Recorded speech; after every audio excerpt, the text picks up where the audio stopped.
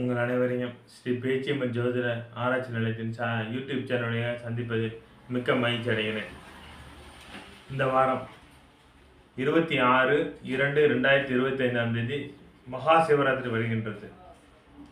மிச்ச சிவராத்திரிக்கு இந்த மகா சிவராத்திரிக்கு என்னங்க வித்தியாசம் அப்படின்னாக்க, அன்றைய தினம் நமது குலதெய்வ கோயில் மிகவும் சிறப்பாக இருக்கும்.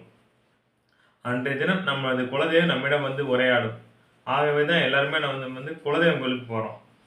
சரி குலதெய்வம் கோயிலுக்கு போகிறோங்க, எப்படிங்க போகிறதுன்னு நிறைய பேர் கேட்குறீங்க. குலதெய்வம் கோயிலுக்கு போகும்போது குலதெய்வம் கோயிலுக்கு போகிறதுக்கு முதல் நாளே நம்ம வீட்டில் ஒரு நாள் நைட்டு அந்த பூஜை பொருள் நம்ம வீட்டில் வச்சுருக்கணும்.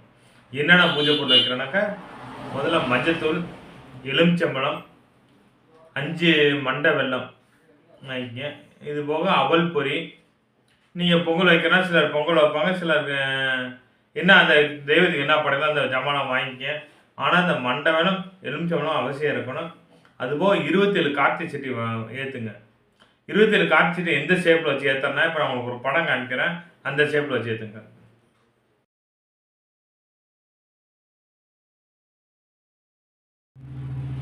இந்த 27 விளக்கையும் இந்த படத்தில் கூறியதில் உள்ளது போல் முதலில் அருங்கோணம் வரைந்து விட்டு இந்த 27 விளக்கையும் அடுக்கி வைக்கவும். முதலில் வைக்கின்ற விளக்கு விநாயகருக்காகவும், மீதி வைக்கின்ற 19 விளக்கும் அந்த அருங்கோணத்துக்குள் வர வேண்டும். மீதி இருக்க 7 விளக்கு கீழே ஓம் ஸ்ரீம் நமசிவாய் என்பதற்காக இந்த 7 விளக்குகள் வைக்கிறோம். இது வைப்பதன் மூலம் நமக்கு குலதெய்வத்தில் பரிபூர்ண அருள் நமக்கு கிடைக்கும். இந்த விளக்கில் நாம் இழுப்பெண்ணெய் மட்டுமே ஏற்ற வேண்டும். இழுப்பெண்ணெய் ஏற்றி 2 பஞ்சத்திரி போட்டு விளக்கை ஏற்ற வேண்டும். அந்த 5 மண்டலத்தை நம்ம கோயில் கொடுத்து விட வேண்டும். கோயிலில் அவங்க அடுத்து பொங்கல் வைக்கும்போது அந்த வெள்ளம் போட்டு அவங்க பொங்கல் வச்சுக்குவாங்க. இல்லைன்னா அந்த கோயிலில் பூசாரி இருக்கா கூட அவங்க வீட்டுக்கு உபயோகத்துக்கு கூட எடுத்துக்கலாம், தவறு கிடையாது. ஆனால் நம்ம முழுமையாக அந்த 5 மண்டலத்தையும் கொடுத்துடணும். எலுமிச்சம்பழம் எவ்வளோ முடியுமோ அவ்வளோ தூரம் வாங்கிட்டு போங்க.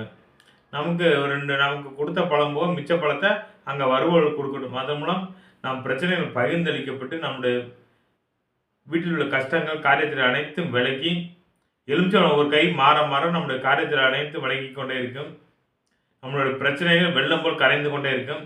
நம்முடைய வாழ்வு இந்த தீப ஒளி போல் மிகவும் பிரகாசமாக இருக்கும். இதை கடைபிடிங்க. இந்த சிவராத்திரிக்கு அடுத்த சிவராத்திரிக்குள் வருகின்ற மாற்றத்தை நீங்கள் உணர்ந்து எங்களுக்கு கண்டிப்பாக கமெண்ட் பண்ணுங்கள்.